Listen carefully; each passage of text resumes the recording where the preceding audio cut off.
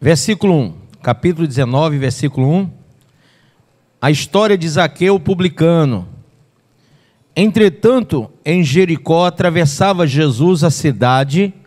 Eis que um homem chamado Zaqueu, maioral dos publicanos e rico, procurava ver quem era Jesus, mas não podia, por causa da multidão, por ser ele de pequena estatura. Então, correndo adiante, subiu a um sicômoro, a fim de vê-lo, porque por ali havia de passar. Quando Jesus chegou àquele lugar, olhando para cima, disse-lhe: Zaqueu, desce depressa, pois me convém ficar hoje em tua casa. Ele desceu a toda a pressa e o recebeu como, gente? Com alegria. Gente, ele desceu com pressa e recebeu com alegria. Amém? São duas coisas importantes quando a gente ouve a palavra do Evangelho da Graça em Cristo. Obrigado. É que você tenha realmente essa disposição de Zaqueu de se apressar para viver o Evangelho, amém? E também tem alegria no coração. Então vamos lá. E ele desceu depressa, né? E o que mais? O recebeu com alegria. Todos os que viram isso murmuravam, dizendo que ele se hospedara com um homem pecador. Entremente, Zaqueu se levantou e disse ao Senhor: Senhor, resolvo dar aos pobres a metade dos meus bens, e se em alguma coisa tenho defraudado alguém, restituo 4 vezes mais. Então Jesus lhe disse: hoje houve salvação nesta casa, pois que também este é filho de Abraão, porque o Filho do Homem veio buscar e salvar o perdido. Amém? Põe a mão sobre a Bíblia e diga: Pai, fala o meu coração e me ensina a tua palavra, em o nome de Jesus. Amém. Pode sentar-se. Queridos, Zaqueu era um homem publicano, conhecidíssimo. E ele era muito conhecido, gente, por causa de ser um cobrador, um publicano. E ele era rico, era um homem ganancioso, era um homem de muita avareza, era um homem que tudo que ele pensava era o dinheiro. Sabe? Você conhece gente que só pensa em dinheiro? Quem conhece? Né? Cheio de projetos o tempo todo, a cabeça não para de rodar, pensando em realizar projetos atrás de dinheiro, né? Zaqueu tinha essa visão, Zaqueu tinha esse pensamento contínuo, Zaqueu tinha essa busca incessante por uma vida cheia de bens materiais. Isso trouxe a Zaqueu um vazio existencial, porque Zaqueu, apesar de rico, havia empobrecido demais na sua situação emocional. Um homem que já estava cansado, exausto de lutar por coisas materiais que havia conquistado, mas a que preço? Todos o chamavam de ladrão, todos falavam que ele era uma pessoa avarenta, que ele tirava o que é dos outros, que ele se apropriava de forma indevida daquilo que era dos outros. Então, um dia, diante desse quadro emocional, desse desfazimento de vida que Zaqueu vivia, uma indisposição sequer para se levantar em casa e viver, porque ele estava muito vazio, ele ouviu falar que Jesus ia ali. Ele ouviu falar que Jesus passaria por ali. Então, ele, como era um homem muito conhecido e tinha muitas informações que eram bem pertinentes ao cotidiano da cidade, ele então foi logo se apropriar das informações sobre por onde Jesus haveria de passar. Ele vai buscar pessoas que conheciam o trajeto pelo qual Jesus passaria.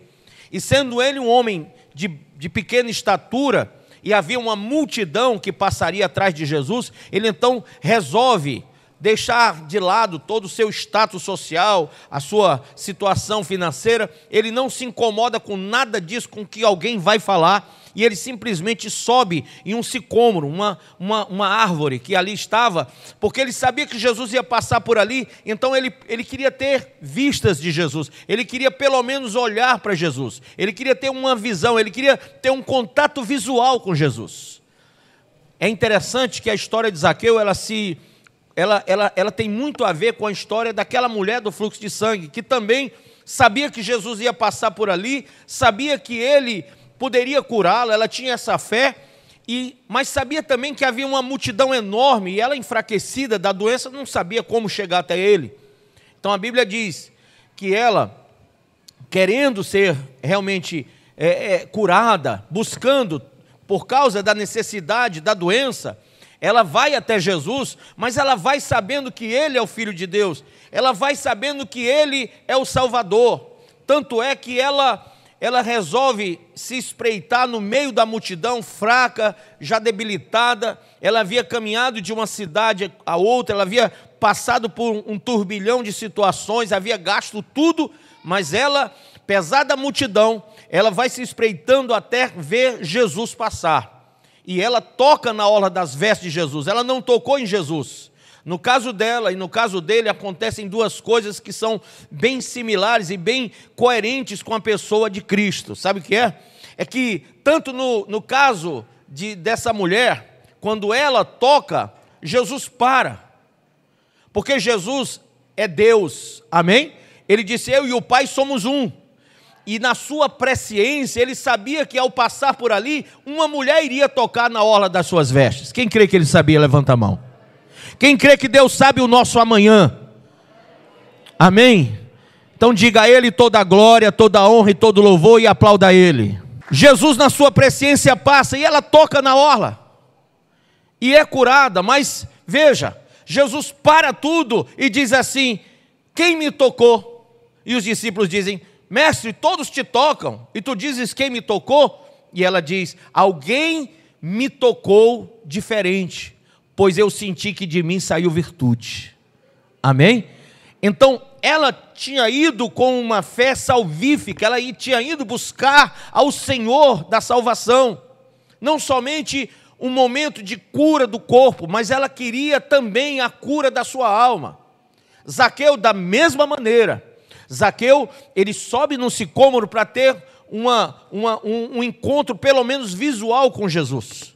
Mas veja, ele sobe para ver Jesus, e Jesus é que vê Zaqueu. Veja no texto, a Bíblia diz aí, verso 4, então correndo adiante, subiu a um sicômoro, a fim de vê-lo, porque por ali havia de passar. Verso 5, quando Jesus chegou àquele lugar, olhando para onde? Olhando para cima, disse-lhe, Zaqueu, desce depressa, pois me convém ficar hoje em tua casa. Amém ou não amém? Então Jesus é que viu Zaqueu. Você pensa, Senhor, tu não está vendo a minha situação? Senhor, tu não está vendo as circunstâncias? Senhor, tu não está vendo os meus problemas? O Senhor não está vendo o que eu tenho passado? Gente, Deus está vendo tudo. Deus vê todas as coisas. Deus é onipresente, Deus é onipotente, Deus é onisciente, Deus é presciente. Não duvide, Ele sabe de tudo. E Jesus olha para Zaqueu, um olhar de quem sabe, de quem entende as coisas. E Jesus disse, hoje me convém entrar em tua casa.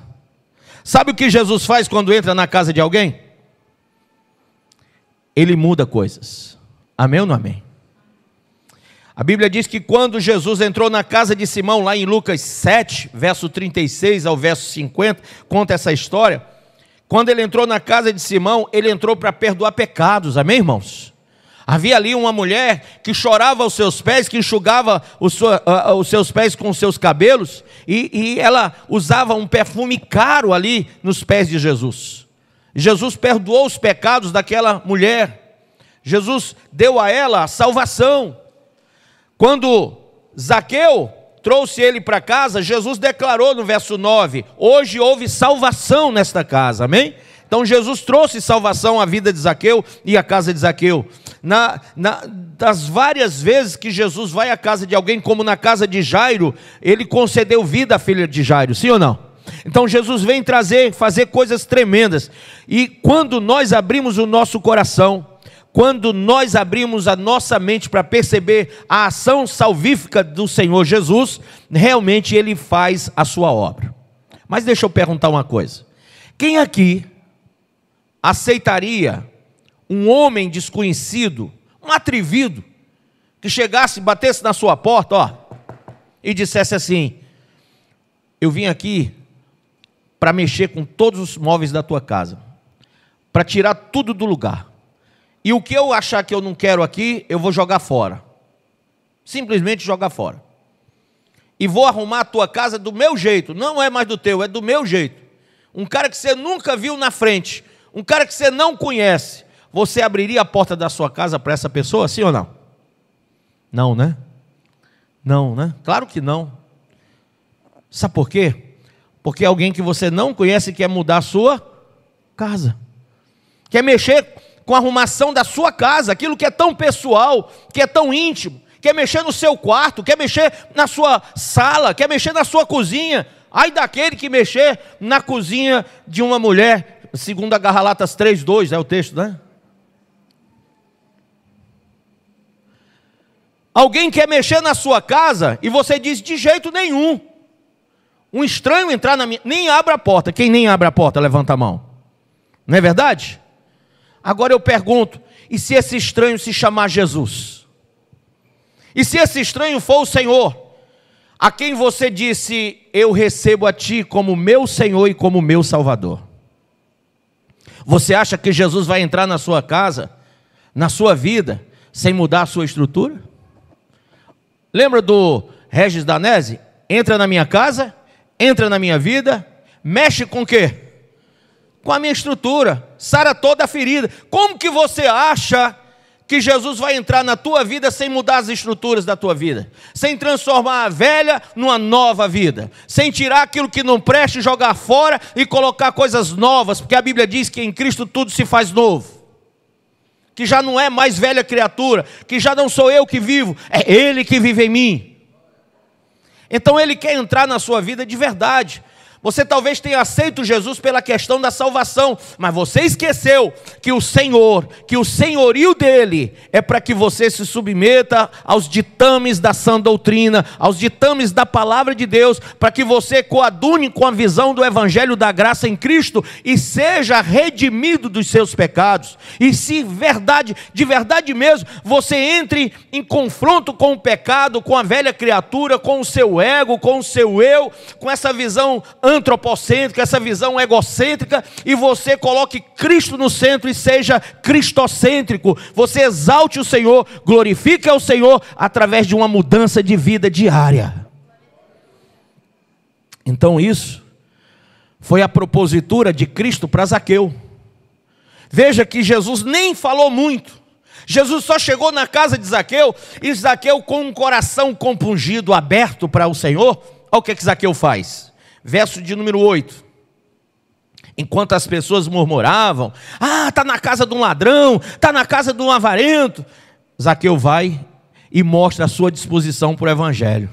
Olha a disposição para o evangelho, como quebra a avareza, como quebra a mentira, como quebra o pecado, como destrói a maldade do homem. Entre mentes, verso 8, Zaqueu se levantou diante das murmurações e disse ao Senhor: Senhor, resolvo dar aos pobres a metade dos meus bens. Quem pode dizer um glória a Deus por isso?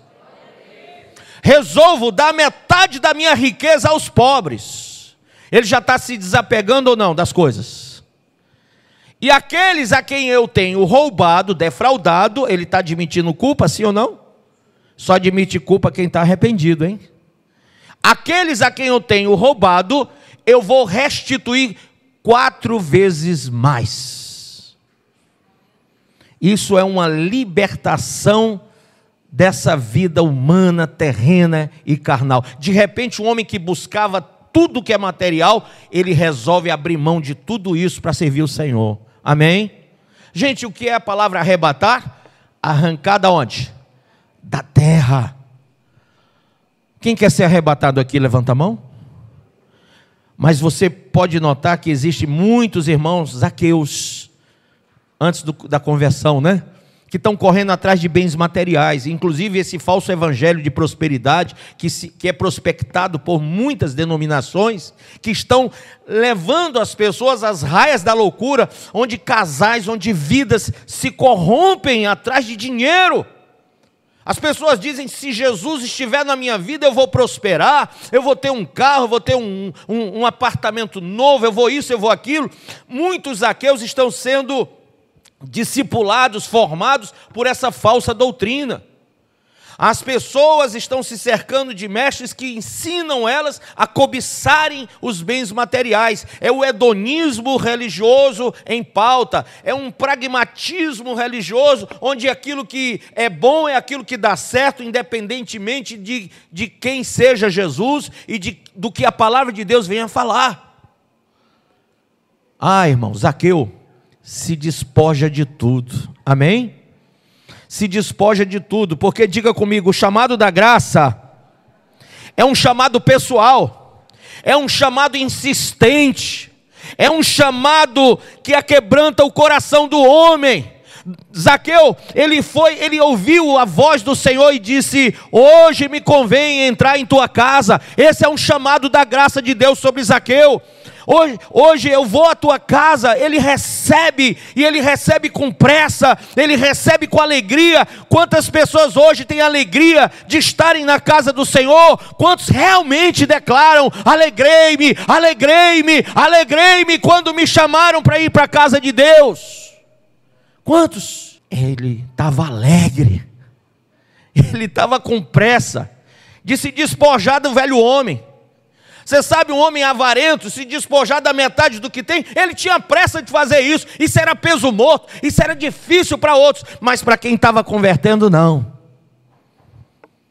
Ele tinha pressa, porque ele tinha sede e fome de justiça.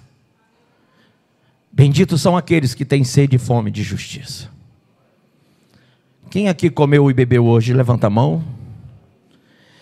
E se você tem fome, você corre atrás da comida, não é verdade? Se não tiver em casa, você vai comer fora, não vai? Nem que seja na casa do vizinho, de um parente, mas com fome você não fica, não é assim?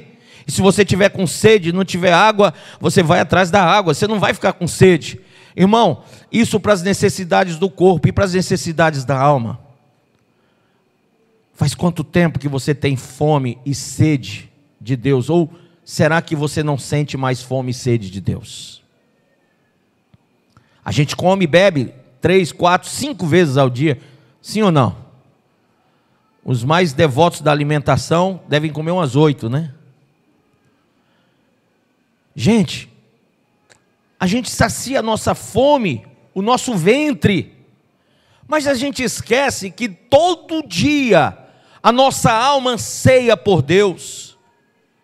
Todo dia o nosso espírito clama, Abba Pai. Nós que somos igreja, que queremos ser arrebatados, devemos ansiar pelo Senhor e devemos nos alimentar da palavra, do Espírito todo dia. E quando você não tem essa fome e essa sede de estar na casa de Deus, de ouvir a palavra, de pregar o Evangelho, de servir ao Senhor, isso é um sinal gravíssimo de que você espiritualmente ou está morto ou está muito doente, quase à morte. Porque quando uma pessoa está muito doente, concorde comigo, ela não pensa em comer, ela não pensa em beber nada, ela está tão desanimada, né? Ela fica tão debilitada, que ela negligencia essas coisas do cotidiano, para ela já não faz mais sentido. Então, quando você não sente mais fome da presença de Deus, de orar, de jejuar, de ler a palavra, de fazer a obra do Senhor, entenda, há uma doença instalada na sua vida espiritual. Quando você não tem essa sede de Deus, há uma doença, irmão. Você está com a alma adoentada. E Deus revela ao nosso espírito, pelo Espírito Santo, gemendo com gemidos inexprimíveis, para ver se nossa alma, ela faz o que Zaqueu fez, correr para o sicômoro, ter um contato com o Senhor, buscá-lo, enquanto pode achar, invocá-lo, porque Ele está perto. Negligenciar isso é negligenciar a vida eterna, amém ou não amém? Quem aqui recebe o chamado da graça com prontidão como Zaqueu? com pressa. Aí você diz: eu aceitei Jesus como Senhor e Salvador. Foi, irmão? Faz quanto tempo? Já tenho 10 anos que eu sou evangélico, aceitei Jesus. E qual é a tua prontidão para servir o Senhor? Estou em oração, bispo. Estou em oração. Deus já me revelou que eu vou fazer isso, e aquilo outro. Mas eu estou esperando no Senhor. Isso não é prontidão. Isso não é pressa. Deus tem pressa com a obra. Individualmente, você é templo e morada do Espírito Santo. Coletivamente, você é templo de Deus. E é incrível como as pessoas não entendem que é na junção do coletivo, dos templos do Espírito, que se unem formando o corpo chamado igreja, que nós realmente nos tornamos a noiva ataviada de Cristo. Amém? É incrível como as pessoas desconstroem a estrutura da igreja, dizendo: eu não preciso disso ou daquilo, eu posso ficar em casa, porque o Deus de lá, o Deus de cá. Ei, irmão, quando você se reúne em assembleia, você forma o corpo, você forma o templo de Deus. Isso só acontece com alegria e com pressa na vida daquele que é templo e morada do Espírito primeiro, daquele que realmente recebeu o chamado da graça. O chamado vai resultar em uma grande alegria de servir ao Senhor, em um grande propósito que não abre mão do evangelho do reino da graça. Amém? Amém ou não amém? Você vai ter atenção, você vai ter prontidão, você vai ter alegria, você vai ter constância, você vai ter fidelidade, você vai deixar o pecado. Por quê? Porque você está resoluto a viver uma vida realmente pautada pelo chamado da graça. É incrível como nós pensamos estar salvos, caminhando num rumo diferente do propósito do evangelho da sã doutrina. Quer ver? Abra aí em Gênesis 19, vamos ver isso na vida de um cara chamado Ló. Gênesis 19, verso 20.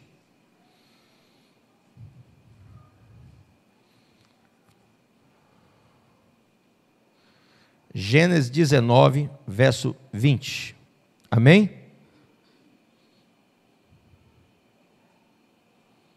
Quem achou? Vamos ler então.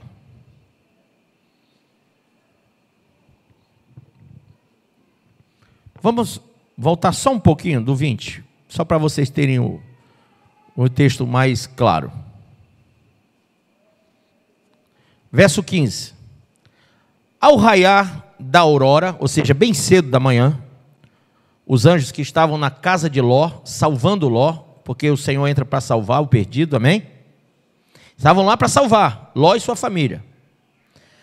Só que a Bíblia fala que Ló resistia junto com a família dele, e eles estavam demorando muito para saírem da casa, para saírem da cidade de Sodoma e Gomorra. E aqui diz: ao raiar da aurora, os anjos insistiram com Ló, ordenando: levanta, toma tua mulher e tuas 2 filhas, que aqui se encontram, para que não pereças no castigo da cidade. Entretanto, como ele hesitasse, ou melhor, tradução, como ele se demorasse, em outra tradução, entretanto, como ele procrastinasse, entende? Havia uma demora, enquanto os anjos diziam: bora, os caras demorando, Ló, a mulher de Ló e suas filhas demorando para se levantar e para se arrumarem para sair da cidade.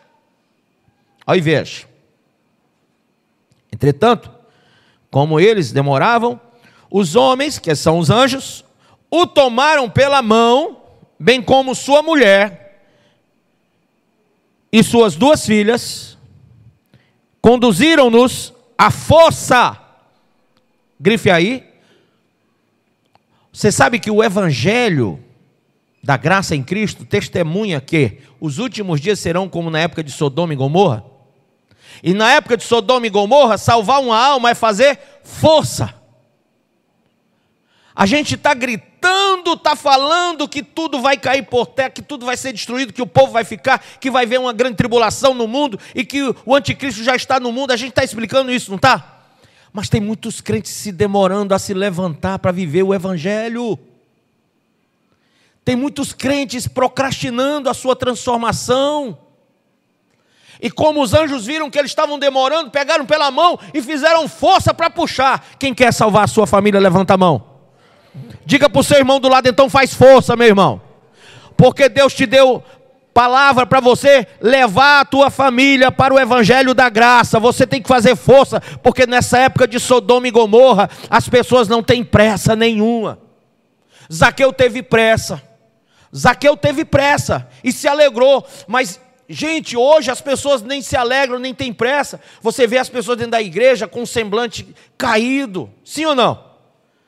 Um semblante entristecido, amofinhado. Aí você diz, o que é isso? É a geração de Sodoma e Gomorra. É a geração que está vivendo a iniquidade. É a geração dos crentes que estão esfriados, que se tornaram mornos e que já não reagem com alegria e com pressa ao chamamento da graça.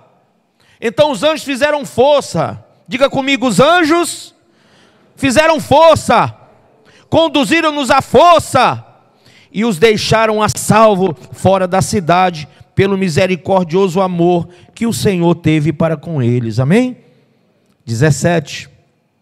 Assim que os tiraram da cidade, um dos anjos recomendou a Ló. Gente, a palavra veio do céu, sim ou não?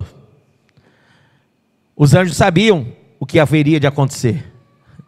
Aí ele recomenda a Ló e sua família, olha só. Livra-te, salva a tua vida depressa. Ele está falando devagar? Ele está falando como? Levanta e salva a tua vida depressa. Diz para o teu irmão, levanta, levanta, levanta e salva a tua vida depressa. Crente que está dormindo, sabe essa virgem dorminhoca, sem azeite, com lâmpada apagada, de Mateus 25? O Senhor tem pressa de salvação na tua vida, porque daqui um pouco o arrebatamento vem e você fica dormindo. E quando você acordar, você vai ver o mundo, o caos. Mateus 24 diz que nunca houve, Jesus falou isso, e jamais haverá tamanho sofrimento como desses dias. Ele quer te livrar da ira. Se você quer ser livre da ira de Deus, a mesma ira que consumiu Sodoma e Gomorra vai vir consumir essa terra, irmãos. Se você estudar o Apocalipse, você vai ver que vai ser um destroço geral. Vai ser muita, sabe, calamidade, vai ser muita coisa ruim que vai acontecer no planeta. E tem gente que vai clamar para que os montes caiam na sua cabeça, porque não vão suportar tamanha opressão, tamanho sofrimento, tamanha dor. Deus quer tirar você dessa situação de destruição sodômica. O mundo está vivendo o pecado do sodomismo. Sabe o que é? É a ideologia de gênero tão conhecida, né? Sabe essa prática homoafetiva, homossexual de hoje, que está tão instalada na sociedade, que entrou pelas escolas, pelas faculdades, se espalhou pelas igrejas inclusivas? Pois isso é o sodomismo. É o sodomismo. A prática de Sodoma e Gomorra eram justamente essas práticas que foram condenadas por Deus, e Deus destruiu aquelas cidades. E Paulo falou em Romanos 1 sobre isso. E Paulo falou também aos Coríntios, capítulo 6, verso 9 e 10. E Paulo foi falando aos Gálatas também. Mas quem, disse Isaías 53, quem ouviu a nossa pregação? Quem ouviu? Então os anjos estavam lá falando. E quando eles tiraram eles de lá, ele disse, livra-te, salva a tua vida depressa. Não olhes para onde? Você pode fazer isso? Você pode correr em vez de ficar caminhando bem devagarzinho? Você pode se acordar, se levantar, ter pressa? Você pode fazer isso, porque se você não fizer, você não vai ser salvo. Não olhe para trás, não fique olhando para o que você está deixando para trás. Paulo disse, esquecendo-me das coisas que ficam para trás, prossigo para o alvo, para a soberana vocação em Cristo. Para de olhar para trás, a mulher de Ló morreu por causa disso. Você não tem que ter retrovisor, não tem que estar olhando para isso. projeto de Deus é que eles não olhassem nem para trás e nem para os lados. Quando você lê o texto lá, fala, não olhe nem para os lados, nem para trás. Aí ele diz assim, olha só. Não olhes para trás, nem pares em nenhum lugar durante tua jornada. Amém ou não amém? Pela planície. Foge para onde? Para a montanha, a fim de não pereceres com os demais. Gente, a montanha, quando eles fugissem para lá, eles, segundo a visão dos anjos, e os anjos sabiam o que estavam dizendo, naquele lugar eles não teriam visão de Sodoma e Gomorra. Amém ou não amém? Não poderiam ver Sodoma e Gomorra. Era aquela montanha que o Senhor indicou para eles, era para eles perderem toda a visão do passado, toda a visão de Sodoma e Gomorra. Mas olha só, como parece com muito crente, que não tem pressa de sair da cidade, que tem sido puxado com força, e quando é puxado com força, ainda se demora a fugir, a fazer o que tem que fazer, fugir do pecado, sair da aparência do mal. E aqui ele está dizendo assim, foge para a montanha a fim de que não pereças com os demais. Ló, no entanto, olha o crente Ló, argumentou. Alguém pode argumentar contra a palavra de Deus? Mas ele argumentou, não, meu Senhor, eu te rogo, eis que teu servo encontrou graça aos teus olhos, e mostraste uma grande misericórdia ao meu respeito, salvando minha vida, mas não conseguirei chegar até a montanha. Será que não, gente? Quem foi que te disse que você não vai conseguir? Se foi ele que mandou você ir, ele vai te garantir a chegada lá, amém? Não tinha por que ele duvidar, mas ele duvidou que não chegaria àquele lugar. Aí olha o que ele diz, mas não conseguirei chegar até a montanha, nem que me atinja, sem que me atinja primeiro essa terrível destruição e eu venha a morrer também. Então ele não cria na providência do Senhor para chegar até o lugar da providência. Então veja, verso 20, eis ali uma pequena cidade, está próxima, que me é possível correr até ela, permite que eu fuja depressa para lá, mesmo sendo tão pequena, lá encontrarei abrigo e estarei como? Estarei como? Como? A salvo. Gente, você vai estar a salvo no lugar onde Deus não mandou você ir, só porque você acha mais perto, mais cômodo. A maioria dos crentes que estão vivendo em falsas doutrinas, com falsos mestres, com falsos líderes, eles vão para o canto mais perto de casa, onde é mais fácil ir. Eles não querem subir montanha, eles não querem sacrificar para buscar o conhecimento da graça, o conhecimento de Deus. Não buscam verdadeiras lideranças que pregam o evangelho, estão se deixando levar pelo comodismo. E olha o que acontece, ele vai para a cidade de Zoar, diga Zoar. Sabe o que quer dizer Zoar? Insignificante, anote, insignificante no hebraico, insignificante. Sabe o que é você ser chamado pelo evangelho da graça, e você, em vez de ir ser um crente que sobe o monte, que sai da visão da velha criatura, da visão de Sodoma e Gomorra, você se livra do mal, você é verdadeiramente salvo, você resolve o evangelho do comodismo e vai para Zoar, vai ter uma vida espiritual insignificante. E tem muitos que têm vivido essa vida insignificante, já não oram, já não leem a palavra, já não fazem a obra do Senhor, vão à igreja quase arrastados. Isso é uma coisa insignificante, sim ou não? Jesus quer mexer com a tua estrutura, entrando na tua casa, na tua vida, mexendo na estrutura e fazendo uma ressignificação da sua vida espiritual.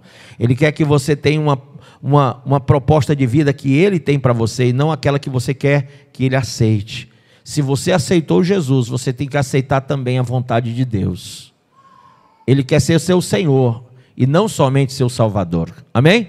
Então tem muita gente, tem muito evangélico, tem muitos que se dizem cristãos que estão em Zoar, estão na insignificância. Você já se acomodou, só chegar, sentar e ir para casa e não ganhar uma alma e não trazer uma vida para Cristo. Você já se acostumou que Jesus entende, que Deus sabe. Existem algumas verbalizações do crente que está em Zoar, que são bem fáceis da gente ouvir sempre. Deus entende, Deus sabe, no tempo certo, estou esperando o Senhor. Eles sempre procrastinam, eles não se levantam, eles não têm pressa, eles não têm alegria no Evangelho. Diferentemente disso, Zaqueu se levantou com pressa, desceu da árvore e com alegria recebeu o Senhor Jesus. É isso que eu quero que você faça hoje, se você quiser fazer. Sai de Zoar e volta para aquilo que o Senhor mandou você fazer, subir o monte. Vai, porque Deus, Ele sabe muito bem de tudo. Nós estamos vivendo o período do arrebatamento, não dá mais tempo para você ficar deitado em berço esplêndido, esperando que a misericórdia de Deus, que a graça de Deus superabunde sobre toda a tua estrutura de pecado. É hora da noiva acordar e de olhar para si mesma. Eu tenho ou não tenho uma lâmpada acesa? A minha vida ilumina ou não as pessoas? Eu tenho ou não o azeite, a presença do Espírito? O que tiver faltando, irmão, corre. Tenha pressa.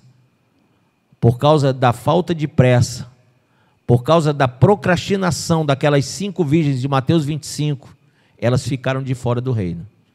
Ficaram de fora do arrebatamento. Nós estamos apertando, pegando na sua mão e puxando você nessa pesca maravilhosa, para que você tenha pressa.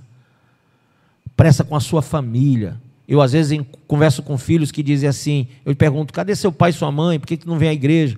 Não, sabe, eu tenho orado por eles. Eu tenho orado. Só orado, irmão. O que mais? Não, eu oro sempre, porque eles sempre dizem que não tem tempo, que vão vir tal dia e não vem. Mas eu estou em oração, bispo. Gente, os anjos não fizeram só orar, não. Eles não só falaram, eles pegaram pela mão e puxaram com força. Quem está entendendo isso? Lucas 14 diz, forçai-os a entrar para que a minha casa esteja cheia. Sabe, ali em Lucas 14, na ceia, são 3 tipos de situações. A primeira, os primeiros convidados são Israel. Israel não aceitou o convite da graça em Cristo. Vim para os meus não me receberam. Os segundos convidados, eles entraram passivamente, tranquilamente, quiseram mesmo receber e entraram. Só que a casa ainda tinha lugar vazio, e os servos disseram, ainda tem lugar. E o Senhor sabia que esse momento desses últimos que iriam entrar, é esse momento nosso agora. É o momento do sodomismo na terra. É um momento que somente aqueles que vão fazer força é que vão salvar vidas.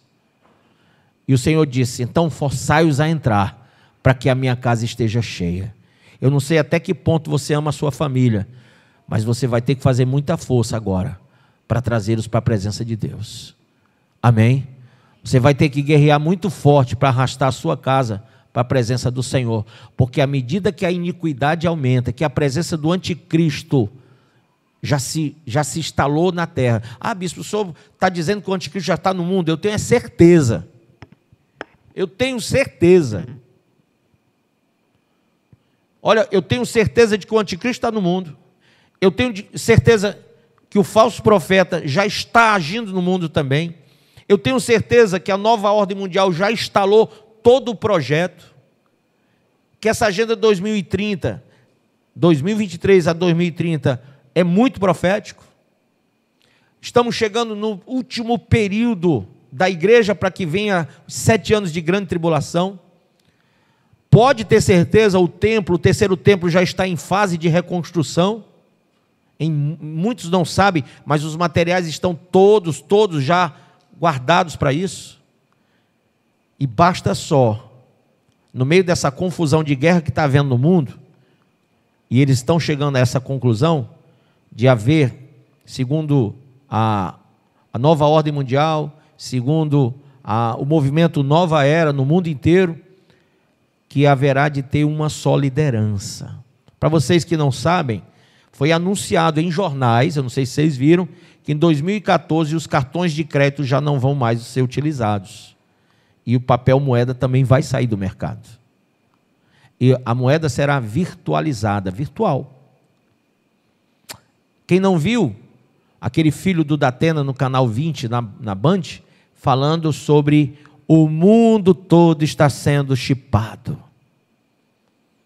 Na Europa, as pessoas estão pagando $80 para serem chipados. E virou uma moda isso. Todo mundo na Europa está sendo chipado. Por quê? Porque eles abrem e fecham portas, eles fazem negócios agora com chips. Chips implantados no corpo. E é interessante que Elon Musk vai criar um chip neural para cura de cego, de paralítico, de várias doenças.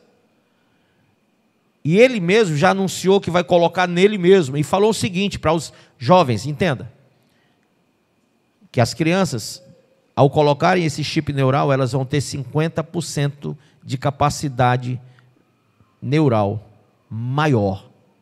Ou seja, são pessoas muito mais capacitadas, inteligentes, vão ter muito mais informação do que qualquer ser humano sem chip. O que é que você acha que é isso?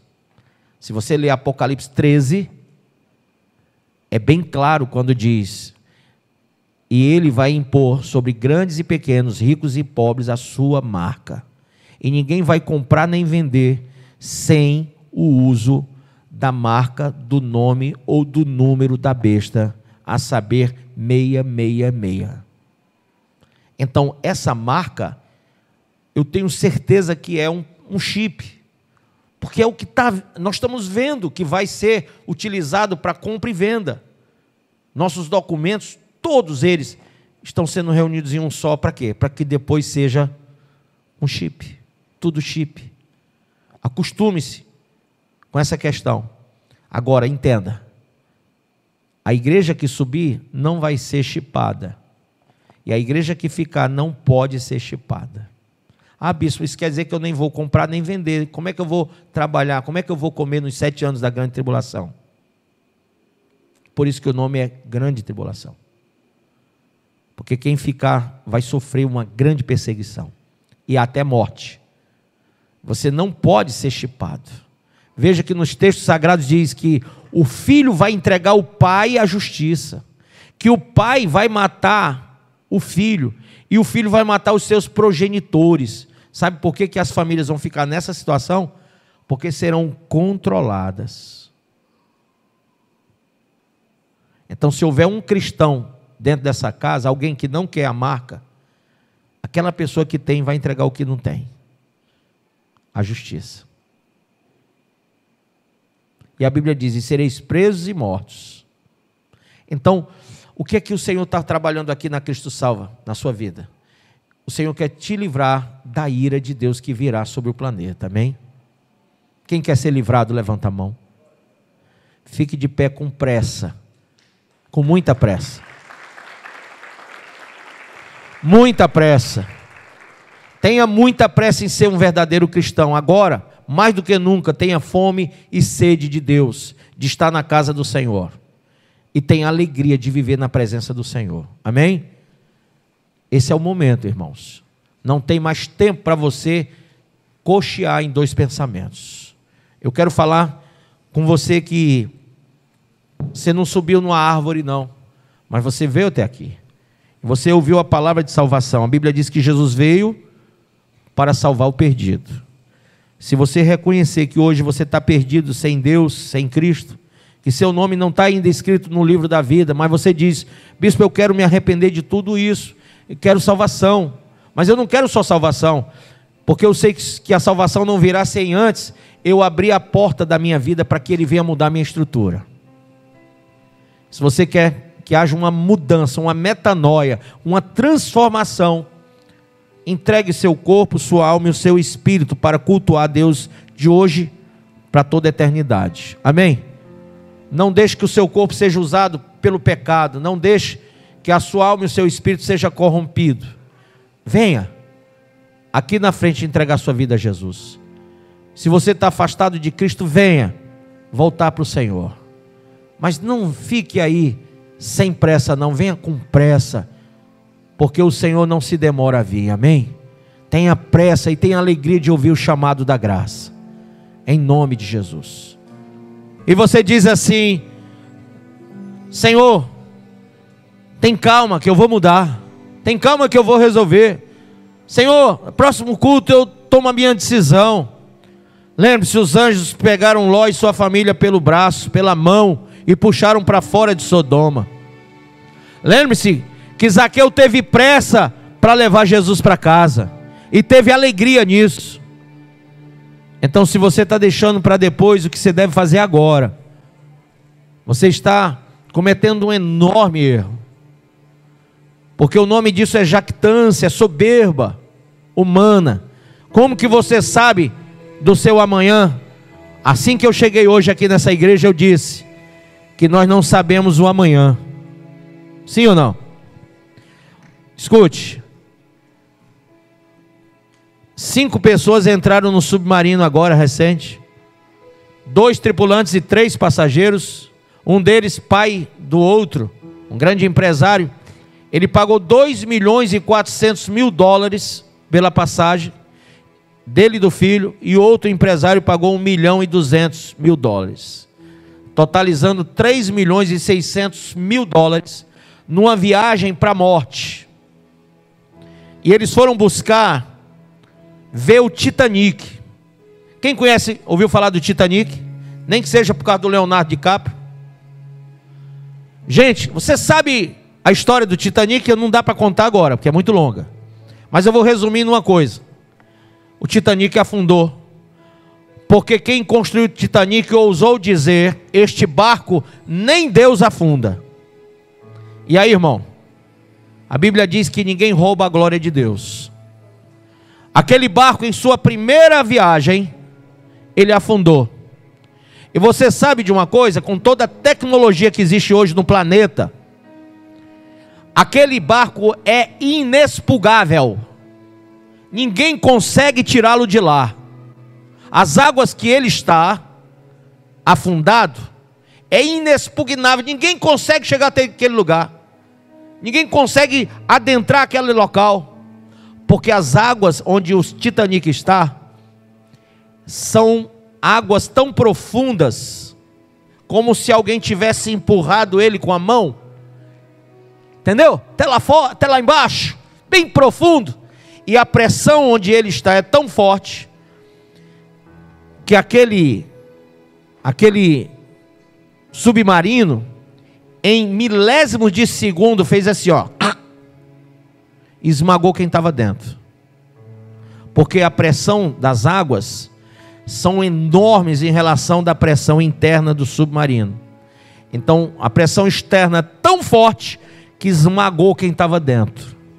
E sabe outra coisa? Foi dito hoje no jornal que aqueles 5 homens não podem ser resgatados, os restos mortais não podem ser tirados de lá. Eles vão ficar lá para sempre, porque o local é inexpugnável. Ninguém consegue ir até lá. Ninguém consegue tirar os restos mortais de lá. Assim como não consegue tirar o Titanic. Você sabe por quê?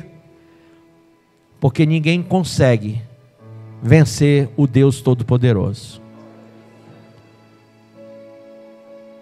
Deus que afundou aquele navio, e Deus colocou aquele navio onde ele devia estar, para que todo o mundo soubesse, nos anos e anos que vieram depois daquele dia, até os dias de hoje, até muitos anos para frente, todo mundo vai lembrar do Titanic e dizer: esse aí Deus afunda sim. E ninguém vai tirar de lá, porque foi Deus que colocou naquele lugar. E esses caras quiseram ir ver e acabaram ficando lá também. E nem eles vão mais ser tirados de lá. Por isso eu digo para você, irmão, quanto investimento na morte, não é? Por que a gente não investe na vida, hein? Nosso tempo, a nossa vida, né? Vamos investir em servir a Deus. Você tem investido toda a sua existência em coisas que só levam à morte. A Bíblia diz que há planos que para o homem parecem ser bons, mas no final são caminhos de morte. Jesus é o caminho, a verdade e a vida, e ninguém vai ao Pai se não for por Ele. Amém?